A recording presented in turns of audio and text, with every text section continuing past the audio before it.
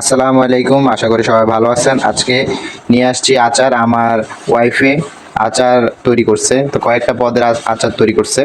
তো প্রথমে আচারটা যেটা দেখাইছি ওটা হচ্ছে রসুন, পেঁয়াজ আর আমকে কুচি কুচি করে বানিয়েছে।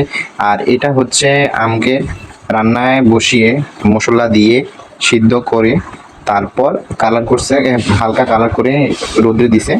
তারপর আরো কালো হয়ে গেছে, দেখতেই পাচ্ছেন। তারপর এই আরেকটা, এটাও সেম ভাবে রান্না করেছে আপনার চুলায় সব মশলা দিয়ে একসাথে নেড়ে তারপর এটা রোদ্রে দিয়েছে। তারপর এটার কালার এরকম আসছে, ওটার কালার থেকে এটার কালার একটু ডিফারেন্ট।